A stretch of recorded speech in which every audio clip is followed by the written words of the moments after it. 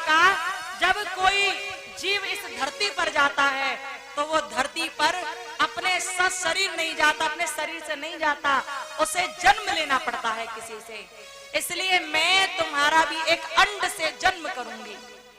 श्री राधा रानी ने उस शुक को एक अंडे में बंद कर दिया, और जब शुक को एक अंडे में बंद कर दिया तो उस अंडे को उन्होंने ले जाकर रख दिया अमरनाथ की गुफा में। एक बरगद का पेड़ था जो भीतर से एकदम खोखला था, बिल्कुल खोखला पेड़ था। बरगद के पेड़ और या कोई भी पेड़ जब बहुत पुराने हो जाते हैं तो भीतर से खोखले हो जाते हैं, गुफा सी बन जाती है उनमें। श्री राधा रानी ने वही अंडा जिसके भीतर शुक बंद है उसे ले जाकर वही बरगद की खोखली गुफा में रख दिया, और जब वहां पर रख दिया तो शुक तो वहां रखा है, लेकिन यहाँ क्या हो रहा है प्यारे, ये जो कथा चल रही है ना, सुखदेव जी की कथा है, ध्यान से सुनना। सूत जी महाराज सौनिक ऋषियों को कथा सुनाते जाते हैं और कथा सुनाते हुए कहते हैं कि देखो कैसी लीला रचाई जा रही थी शुक के प्रकट होने की। लेकिन सौनिक ऋषियों, शुक के प्रकट होने की जो लीला है ना, वो बाबा भोलेनाथ और माता पार्वती के चरित्र से ही आरंभ होती है। ध्यान से सुनना कि कैसे माता पार्वती और बाबा भोलेनाथ के चरित्र से आरंभ हुई सुखदेव की कथा। हुआ ऐसा कि एक बार की बात थी जब बाबा भोलेनाथ अपने कैलाश पर्वत पर बैठे हुए थे, देवी पार्वती भी वहीं बैठी हुई थी। तभी भोलेनाथ ने कहा, देवी पार्वती हम जरा भ्रमण करने के लिए जा रहे हैं, आप हमारे लिए भांग घोट के तैयार रखना, हम भ्रमण करने जा रहे हैं। जब कहा तो देवी पार्वती ने कहा, जैसी प्रभु की इच्छा, जैसी प्रभु की आज्ञा। ये जो कथा है ना, बहुत आनंदमयी कथा है, बहुत प्यारी कथा है। ध्यान से सुनोगे तो समझ आएगी, और ध्यान से नहीं सुनोगे तो ऊपर उड़ जाएगी और फिर रह जाओगे ऐसे ही, जैसे बैठे हो वैसे ही रह जाओगे, फिर कथा समझ आएगी नहीं तो कहां जाएगी। बोलो राधे राधे। जो भी बात कही जाए उसे ध्यान से ही हम सबको सुनना है। हुआ क्या कि बाबा भोलेनाथ ने देवी पार्वती से कहा, पार्वती हम जा रहे हैं भ्रमण करने के लिए, लौट कर आए तब तक भांग तैयार रखना। और जब कहा भांग तैयार रखना तो ये सुनकर देवी पार्वती ने कह दिया, जैसी प्रभु की आज्ञा। बाबा भोलेनाथ चले गए वहां से भ्रमण करने के लिए, और जब भ्रमण करने के लिए बाबा भोलेनाथ गए तो क्या हुआ, थोड़ी देर हो गई। इतने में ही देवर्षि नारद जी नारायण नारायण कहते हुए देवी पार्वती के पास आ गए। और जैसे ही वहां पर आए, उन्होंने वहां आकर देवी पार्वती को देखा कि वो भांग घोट रही थी। नारद जी ने कहा देवी पार्वती से, कहा माता प्रणाम हो। अरे माता प्रणाम हो। नारद जी ने देवी पार्वती को माता समझ के प्रणाम किया, और देवी पार्वती ने भी नारद जी को प्रणाम किया गुरु मानकर। वो गुरु मानती है नारद जी को, क्योंकि नारद जी ने ही देवी पार्वती और बाबा भोलेनाथ के विवाह की सारी जो जितने भी कार्यक्रम होते हैं, जितने भी विधि होती है, वो सब उन्होंने ही रचाई थी। नारद जी को देवी पार्वती ने प्रणाम किया और नारद जी ने देवी को प्रणाम किया। अब तो नारद जी ने देवी पार्वती से कहा, माता आप क्या कर रही हैं? माता ने कहा कि मैं बाबा भोलेनाथ के लिए भांग घोट रही हूं। नारद जी बोले, अरे माता बड़ी मेहनत करनी पड़ती है आपको, तो आप तो अच्छी खासी महलों में रहने वाली राजकुमारी थी, और देखिए यहाँ पर्वत पर आकर रहना पड़ रहा है आपको, भांग भी घोट रही हैं। आप भोलेनाथ के लिए हर काम करती हैं ना? देवी पार्वती मुस्कुराकर बोली, वो मेरे स्वामी हैं, उनके लिए कार्य करना मेरा धर्म है, मैं सदैव करती रहूंगी। जब कहा तो नारद जी बोले, माता ये सब कार्य तो कोई तभी कर सकता है जब वो अपने साथी से बहुत प्रेम करता हो, बिना प्रेम के तो कार्य नहीं कर सकते ना उनके लिए आप। ऐसा ही तो होता है, जब आप अपने साथी से बहुत प्रेम करते हो तो आपका साथी जो कहता है आप वही काम कर जाते हो, और जब मन में रिश्तों में खटास आ जाती है तो आपका साथी कुछ भी कहता रहे लेकिन आपको कोई फर्क नहीं पड़ता। नारद जी ने कहा देवी पार्वती से, माता मुझे प्रतीत होता है आप बाबा भोलेनाथ से बहुत प्रेम करती हैं, इसलिए उनके लिए भांग घोट रही हैं। देवी पार्वती बोली, इसमें अभी तक शंका थी क्या, कोई शक था क्या? मेरे नाथ है वो, भोलेनाथ है वो, बहुत प्रेम करती हूँ उनसे, उनके बिना मेरा जीवन शून्य है नारद जी, शून्य है। नारद जी बोले माता जितना प्रेम आप बाबा भोलेनाथ से करती हो, क्या उतना प्रेम वे भी आपसे करते हैं? क्या वो भी आपसे उतना प्रेम करते हैं? देवी पार्वती बोले कैसी बात कर रहे हो नारद जी, पूछ रहे हो आप मुझसे? अरे मैं उनकी अर्धांगिनी हूँ। जिस तरह कोई व्यक्ति अपने आधे अंग से प्रेम करता है उतना ही प्रेम वो मुझसे करते हैं, बहुत प्रेम करते हैं। ये सुनकर नारद जी मुस्कुरा कर बोले माता मैंने सुना है कि जहाँ प्रेम होता है वहां छुपाव नहीं होता। जहाँ कोई किसी से प्रेम करता है ना तो एक बात भी नहीं छुपाता, हर बात वहां पर एक दूसरे से कही जाती है, शेयर किया जाता है सब कुछ। क्या भोलेनाथ भी आपसे अपनी बात कहते, हर बात बताते हैं? देवी पार्वती मुस्कुरा कर बोली हाँ नारद जी, भोलेनाथ मुझे हर बात बताते हैं। तो नारद जी बोले माता मुझे तो लगता नहीं कि हर बात बता देते होंगे, मुझे नहीं लगता। देवी पार्वती ने कहा ऐसा क्यों सोच रहे हो, क्या बात है? नारद जी बहुत जोर से हंस गई। अब देवी पार्वती पीछे पड़ गई, बताओ हंसे क्यों, कारण क्या है आपके हंसने का, बताओ। नारद जी ने कहा नहीं माता बस यूं ही हंसी आ गई थी, यूं ही हंसी आ गई। देवी पार्वती ने कहा ना संत और भगवंत बिना कारण के कभी हंसते नहीं है, बताओ क्या बात है। नारद जी मुस्कुरा कर बोले अरे माता जितना प्रेम आप भोलेनाथ से करती है ना उतना वो नहीं करते आपसे, मैं जानता हूँ, मैं जानता हूँ। देवी पार्वती चिल्लाकर बोली कैसे कह सकते हैं आप ये? नारद जी ने कहा माता यदि वो आपसे बहुत प्रेम करते हैं तो आपको सारी बात भी बताते होंगे, और जब सारी बात बताई होंगी तो आपको तो हर बात पता होगी, और हर बात पता तो ये भी पता होगा कि प्रभु के गले में जो 108 मुंडों की माला वो कहां से आई, किसके मुंड पड़े हुए उसमें? माता मुझे नहीं पता, आप मुझे बता दीजिए ना, आपको तो बता ही दिया होगा बाबा भोलेनाथ ने, तो आपसे निवेदन है कि आप मुझे बता दीजिए। और जब कहा देवी पार्वती बोले अरे नारद जी मुझे तो भोलेनाथ ने आज तक नहीं बताया, मुझसे आज तक नहीं कहा कि 108 ये मुंडों की माला कहां से आई उनके गले में। और जब ये कहा, ये सुनकर नारद जी बोले माता मैंने कहा था ना आपसे कि भोलेनाथ आपसे बहुत ज्यादा प्रेम नहीं करते, मुझे लगता है कि कोई ना कोई दूसरी बात है, मुझे ऐसा लगता है। और जब ऐसे कहा तो नारद जी की बात सुनकर देवी पार्वती सशंकित हो गई। उन्होंने जो भांग घुट रही थी वहीं छोड़ दी और बोली आने दो भोलेनाथ को, अब देखती हूँ मैं उन्हें, आने दो। देवी पार्वती चुप बैठ गई और नारद जी वहां से चले गए। ऐसा ही होता है ना, माताओं के घर पर आकर कोई तीसरा व्यक्ति कह दे, जब पति पत्नी के बीच में वो आ जाए, ध्यान से सुनना, जब पति पत्नी अच्छी तरह जीवन यापन कर रहे हैं लेकिन कोई तीसरा आ जाए उनकी जिंदगी में तो समझो सारे रिश्तों की ऐसी तैसी हो जाती है, सारे रिश्ते बर्बाद हो जाते, सब बर्बाद हो जाता, कुछ नहीं रहता। इसलिए पति पत्नी प्रेम से रहे वो अच्छा है, किसी तीसरे को कभी बीच में आने न दें, झांकने न दें। यदि प्रेम से रहोगे तो जिंदगी की गाड़ी प्यार से चलती रहेगी और रिश्तों को जीने में आनंद आ जाएगा। और जैसे ही तीसरा आया तो भैया सब खराब हो जाएगा। बोलो राधे राधे राधे। नारद जी ने कहा, देवी पार्वती सोचने लगी जरूर कोई बात है। अब क्या हुआ? हुआ कुछ ऐसा कि देवी पार्वती ने भांग घुटना बंद कर दिया। नारद जी बोले माता आपको पता चल जाए तो मुझे बता देना, मैं भी आ जाऊंगा सुनने के लिए आपसे। नारद जी वहां से कहकर चले गए। देवी पार्वती वहीं बैठी हैं। थोड़ी देर बाद भोलेनाथ आने लगे कैलाश की ओर। बीच रास्ते में नारद जी मिल गए। भोलेनाथ ने सोचा नारद जी कैलाश की ओर से निकल के आ रहे हैं, मतलब घर से आ रहे हैं, मतलब कुछ करके आ रहे हैं, मतलब कुछ कहकर आ रहे हैं, कोई ना कोई लीला रचा कर आ रहे हैं। नारद जी जहां से जल्दी जाइए। भोलेनाथ चले गए कैलाश पर और जैसे गए तो देखा कि वहां पार्वती दिखाई नहीं दे रही, नजर नहीं आ रही। अब ये देखकर भोलेनाथ ने आवाज लगाई, पार्वती कहाँ हैं आप? पार्वती कहाँ हो आप? नजर नहीं आ रही, भांग कहाँ है हमारी, लेकर आओ। देवी पार्वती मुंह फुलाए बैठी थी दूसरी ओर, वो नहीं बोल रही भोलेनाथ से। माताएं भी ऐसी होती हैं, किसी की बात सुनकर अपने पतियों पर बड़ी जल्दी शंका कर लेती हैं।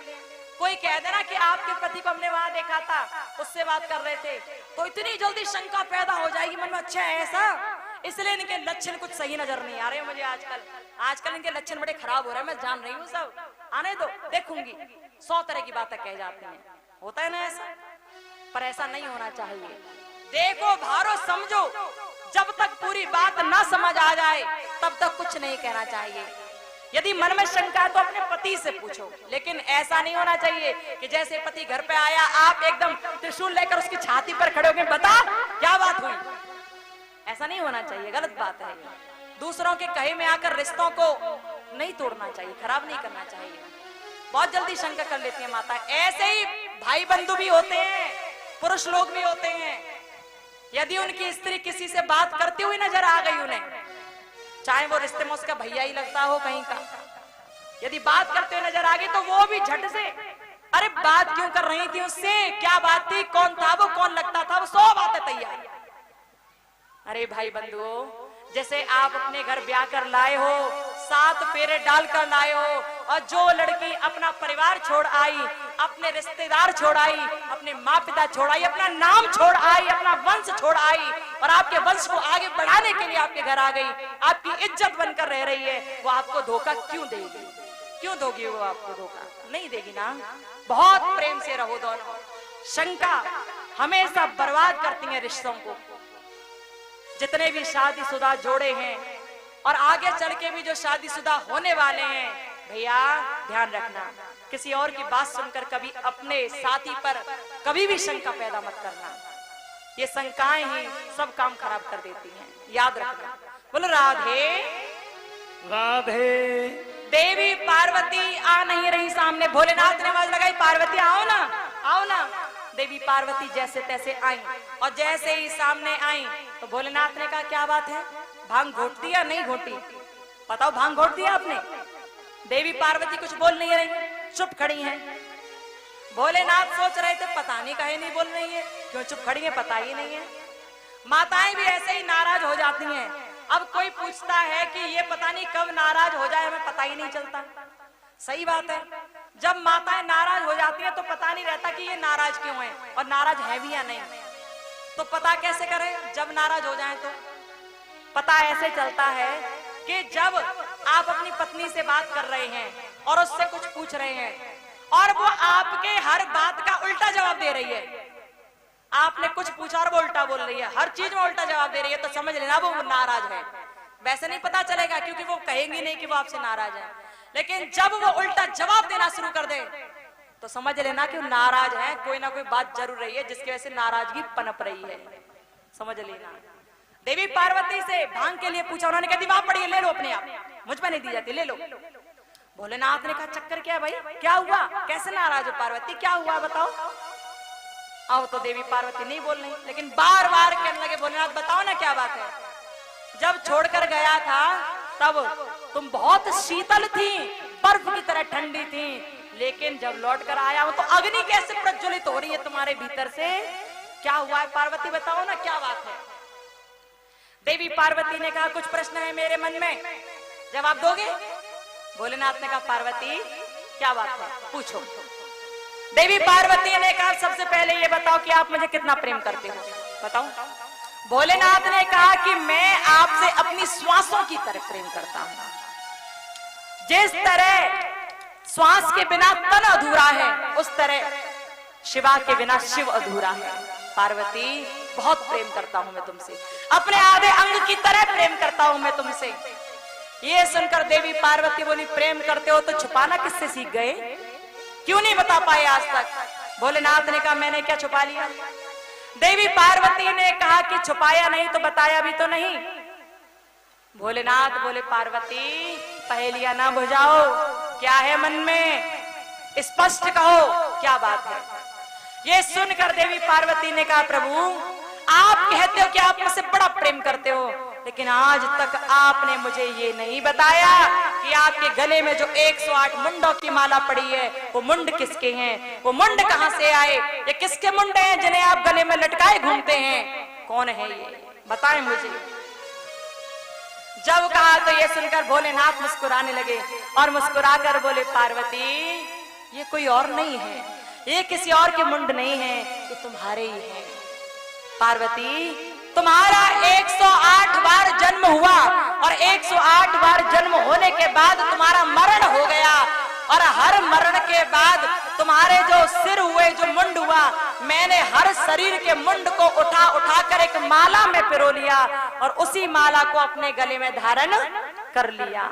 मैं तुमसे इतना प्रेम करता हूँ पार्वती कि तुम्हारे किसी भी जन्म के मुंड को व्यर्थ नहीं जाने दे सकता था। इतना प्रेम करता हूँ तुमसे कि तुम्हारे हर मुंड को मैंने अपने हृदय के समीप रखा, अपने गले में धारण कर लिया। और जैसे ये सुना देवी पार्वती ने कहा, बड़े आश्चर्य की बात है, मैं 108 बार पैदा हो गई, 108 बार मेरे जन्म हो गए, और 108 बार जन्म होने के बाद मेरे 108 बार मरण भी हो गए। यानी कि मैं पैदा भी हुई, बूढ़ी भी हुई और मर भी गई। पर आप यूं ही बने रहे। हर जन्म में मेरा विवाह आपके संग ही हुआ, मैं पैदा हुई, बूढ़ी हुई, मरी भी, सब कुछ हुआ, विवाह भी आपके संग हुआ। लेकिन आप कैसे ऐसे ही बने रहे? ना तो आप बूढ़े हुए, ना आप मरे, ऐसा कैसे हो गया? समझ नहीं आ रहा मुझे। ये सुनकर भोलेनाथ बोले, पार्वती ऐसा इसलिए हो गया क्योंकि मैंने अमर कथा सुनी है, और जो एक बार अमर कथा सुन लेता है ना, वो अजर भी हो जाता है और अमर भी हो जाता है। मैं अजर और अमर हूं, ना तो मुझे कभी वृद्धावस्था व्याप सकती है, ना तो मुझे कभी बुढ़ापा व्याप सकता है, और ना ही मैं कभी मर सकता हूं। और जैसे ही कहा देवी पार्वती बोली, अच्छा तो ये अमरता जो आपको मिली है ना अमर कथा सुनने से, हमें भी अमर कथा सुना दीजिए, हमें भी अमर कर दीजिए, ताकि आगे चल के हम भी न मरें। ऐसा कुछ कीजिए ना। भोलेनाथ ने कहा, देवी पार्वती आप अमर कथा नहीं सुन पाएंगे, अमर कथा नहीं सुन पाएंगे, क्योंकि हर कोई अमर कथा नहीं सुन पाता। अमर कथा पहले तो सुन नहीं पाता, पूरा प्रयास करे तो बीच में सो जाता है वो। जैसे यहाँ पर भी कुछ माताएं खर्राटे दे रही होंगी, कुछ माताएं यहाँ पर भी खर्राटे भर रही होंगी। कथा होती है ऐसी है, जहाँ दुनिया में किसी को कभी नींद नहीं आ रही हो, कथा में बैठा दो, 4 घंटे लगातार कथा सुना दो, और ऐसी नींद आएगी बस उठने का मन नहीं करेगा। जिन लोगों को नींद की गोली खा के बेड पर नींद नहीं आती, उन्हें कथा में भेज दो उन्हें कथा में भेज दो और लगातार 4 घंटे कथा सुना दो, गारंटी है बैठे बैठे सो जाएंगे। बोलो राधे राधे। बिना किसी नींद की गोली के, बिना किसी चीज के। नींद कहाँ आती है? जहां मन में उथल पुथल नहीं होती, जब मन शांत होता है। जब मन शांत होता है, मन में कोई टेंशन ना हो, तभी तो नींद आती है। नहीं तो जब टेंशन भरी रहती है तो नींद नहीं आती, रात जगते जगते गुजर जाती है प्यारे, नींद नहीं आती। लेकिन भगवान का दरबार कैसा है, यहाँ जब कोई सच्चे मन से बैठ जाए तो सारी चिंताएं दूर हो जाती हैं उसकी, मन में शांति आ जाती है, और तब वही भक्त यहाँ पर बैठा बैठा सोने लगता है। अब ऐसा मत करना कि सब बैठे बैठे खर्राटे बनना शुरू कर दो, ऐसा मत करना। भागवत पंडाल में आए और यहाँ आकर आपको कथा सुननी है, खर्राटे नहीं बनने, क्योंकि सोवे सो खोवे और जागे सो पावे। बोलो के बिहारी लाल की जय हो। हुआ क्या? भोलेनाथ ने कहा कि अमर कथा को हर कोई नहीं सुन पाता, भागवत कथा को हर कोई नहीं सुन पाता। और जब कहा तो ये सुनकर देवी पार्वती बोली, नहीं हमें तो सुननी है, हमें तो देखनी है, हमें तो अमर होना है। कभी कभी लोग जिद कर जाते हैं, कोई कोई तो जानते भी नहीं है भागवत के बारे में, लेकिन कभी कभी दूसरों की बातों को सुनकर पीछे पड़ जाते, जिद कर जाते हैं। अच्छा एक बात बताऊं आपको, ये सही बात है कि कुछ लोगों को आज भी नहीं पता कि भागवत क्या होती है। ऐसे एक बार ऐसा हुआ कि एक पंडित जी थे, एक पंडित जी, वो पंडित जी बहुत विद्वान थे, काशी में पढ़े लिखे थे, पूरे 12 वर्षों तक काशी में रहकर उन्होंने शिक्षा दीक्षा ग्रहण करी, भागवत की कथा का सुंदर तरह से अध्ययन किया, पूरे 12 वर्षों तक उन्होंने काशी में रहकर। और जब 12 वर्ष हो गए, भागवत की कथा में वो पारंगत हो गए, तो सोचने लगे अब घर चलना चाहिए, क्योंकि ब्राह्मणों का काम तो भैया यही वेद पुराणों का अध्ययन करना, पढ़ना और पढ़ाना होता है, कथाओं को सुनाना होता है, हमें भी अब ये सब करना चाहिए। अब वो काशी के पढ़े लिखे पंडित जी रेलगाड़ी में बैठकर अपने घर की ओर चलने लगे, और जब चलने लगे तो चलते चलते रेलगाड़ी एक जगह जाकर रुकी, और जब रुकी तो वो जो जैसे ही गाड़ी रुकी तो पंडित जी ने सोचा बड़ी भूख लगी है, ऐसा करते हैं थोड़ा नाश्ता पानी कर लेते हैं रास्ते में। क्योंकि सुबह से कुछ खाया नहीं है, जब से चलेंगे तब से चले ही जा रहे हैं। अब पंडित जी ने कुछ नाश्ता पानी करने के लिए सोचा कि पैसा निकालना चाहिए। जेब में हाथ डाला तो जैसे जेब में हाथ डाला हाथ बाहर की ओर निकल गया, हाथ बाहर निकल गया, जेब में रुका ही नहीं। उन्हें पता चला कि मेरी जेब तो कट गई, पैसे निकाल लिए किसी ने, अब क्या करूं। अब ये जो चोर होते हैं ना, चोर, वो किसी को नहीं छोड़ते। उन्हें क्या मतलब कि चाहे कोई पंडित हो चाहे कोई हो, उन्हें मतलब नहीं है। कम से कम उन राम नाम लेने वालों को तो बख्श दिया करें, चोर ज्यादा अच्छा है, क्योंकि उनके पास ज्यादा धन तो होता नहीं। अब पंडित जी की जेब काट ली, जेब में एक धेला नहीं, अब क्या करें, भूख लग रही बहुत तेज। फल वाले की ठेल पर खड़े थे, क्या करें क्या करें। फल वाले ने कहा क्या हुआ पंडित जी। पंडित जी ने कहा क्या बताऊं भैया, भूख बहुत तेज लगी है और मेरी जेब किसी ने काट ली है, पैसा है नहीं, क्या करूं। वो व्यक्ति समझ गया कि पंडित जी सच बोल रहे हैं। उस व्यक्ति ने क्या किया, 2 फल लिए और पंडित जी को दे दिए। पंडित जी आप मेरी तरफ से खा लीजिए, कोई परेशानी आप ले लीजिए। पंडित जी ने कहा नहीं भैया ऐसे मुझे नहीं चाहिए, इस तरह नहीं लूंगा मैं। वो व्यक्ति बोला मेरी तरफ से आप दक्षिणा दान समझ लीजिए, पंडित जी ले लीजिए ना, आप काशी के विद्वान ब्राह्मण हैं, आप ले लीजिए ना। और जैसे ही ये कहा तो पंडित जी ने एक फल ले लिया, और फल ले लिया तो ग्रहण किया। फिर अब सोचने लगे कि अब पैसा तो है नहीं, यदि रेलगाड़ी में बैठा मैं तो फिर मुझसे टिकट के लिए कहा जाएगा, मैं कहां से लूंगा, अब क्या करूं। पंडित जी ने ठेल वाले से पूछा, फल वाले से पूछा भैया यहाँ पर गांव या बस्ती कहीं है क्या, बताओ। ठेल वाले ने कहा यहाँ से 2 किलोमीटर दूर एक गांव है, वहां चले जाइए।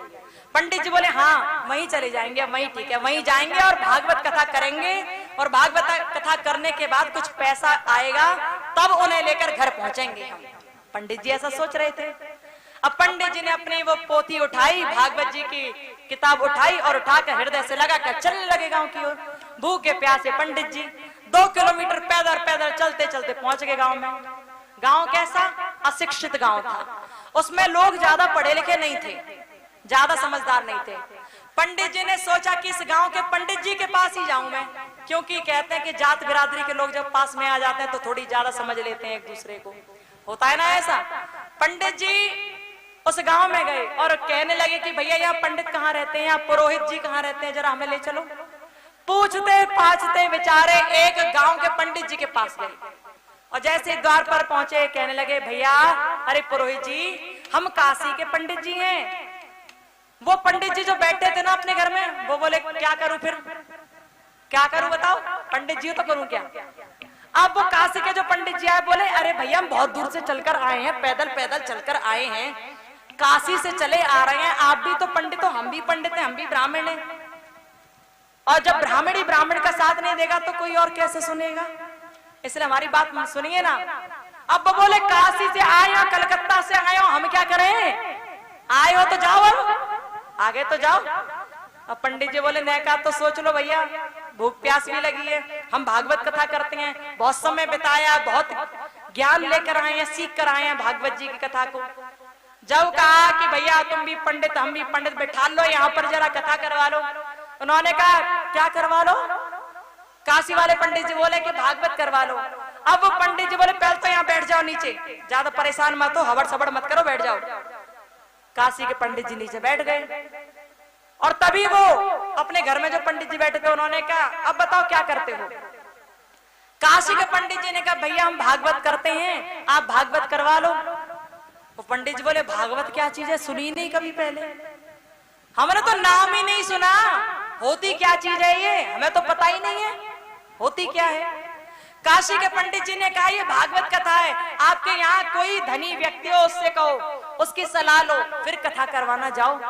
अब पंडित जी बोले ठीक है हम जा रहे हैं, और हमारे यहाँ एक पटेल साहब हैं, पटेल साहब के पास जाकर पूछेंगे हम, वो भागवत करवाने। तो इस बात को कहा तो इस बात को कहकर वो पंडित जी चले गए पटेल जी के घर, और जैसे गए तो पटेल जी अपने कुछ मित्रों के साथ बैठे हुए थे, चर्चा परिचर्चा कर रहे थे। अब पंडित जी ने आकर कहा देखिए पटेल साहब हमारे घर पर एक काशी से पढ़ा लिखा पंडित आया है, वो बोल रहे हैं कि हम भागवत कथा करते हैं, तो ऐसी इच्छा है कि जरा भागवत एक आप देख लेते तो अच्छा होता।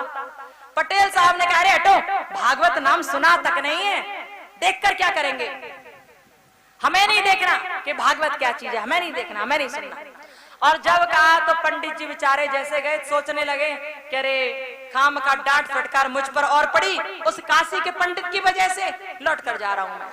अब वो पंडित घर की ओर लौटने लगा, तभी वहां पर आ गए पटेल साहब के 2 बच्चे, छोटे छोटे बालक थे, छोटे छोटे नाती थे। उन्होंने सुना कि ये पंडित जी कह रहे हैं कि भागवत देख लो, भागवत देख लो। तो बच्चे पीछे पड़ गए कि बाबा हम तो भागवत देखेंगे, हमने भागवत कभी ना देखे, हम तो भागवत देखेंगे, हमें भागवत देखनी है। अब बच्चे पीछे पड़ गए। पटेल जी बार बार समझा रहे हैं मान जाओ, कोई नहीं देखेगा, कोई नहीं देखेगा।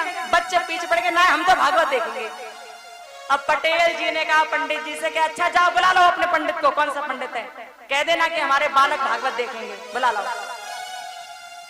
अब वो पंडित गए और पंडित जी के पास जो काशी के पंडित हैं, जाकर बोले जल्दी जल्दी झोला झंडा उठा, जल्दी चलो, पटेल जी ने कह दिया जल्दी चलो, कथा करेंगे, चलो वहां पे कथो चलो। अब काशी के पंडित जी बोले भैया थोड़ा स्नान तो कर लेने देते, नहा धो लेने तो दो, इतनी दूर से चलकर आए हैं, गंदे संदे हो रहे हैं, हम नहाने तो दो। वो ब्राह्मण वो पंडित कह दिया ना, अरे जैसे तैसे तो मिल ही है, आज्ञा मिली है, जल्दी चलो, बस नहा ले, ठीक है, नेक पानी लो ऊपर से डाल लो, बस नहा लिए चलो। पंडित जी ने जल्दी जल्दी 2 लोटा पानी डाला, आचमन किया, शुद्धिकरण किया, तुरंत चल दिए। बोले चलो कम से कम एक कथा तो हो जाएगी, कुछ तो मिलेगा रुपया जिसे लेकर मैं घर पहुंच पाऊंगा, कुछ तो मिलेगा। पंडित जी अपनी पोथी उठाकर चलने लगे पटेल साहब के पास। और जैसे ही पटेल साहब के पास गए तो पटेल साहब तो जिस पत्थर की शिला पर बैठे थे वो तो वहां से उठे और भोजन करने के लिए भीतर चले गए। लेकिन अब वो पंडित जी वहां पहुंचे और देखा कि ये पत्थर की सिलाई ठीक है, जल्दी से आसन लगा लो यहाँ पर और यहीं बैठ के कथा करना शुरू कर दो, क्योंकि ऐसा ना हो कि फिर कोई अड़चन आ जाए, फिर कोई मना कर दे, जल्दी शुरू कर दो। पंडित जी वहां आसन लगाकर बैठ गए।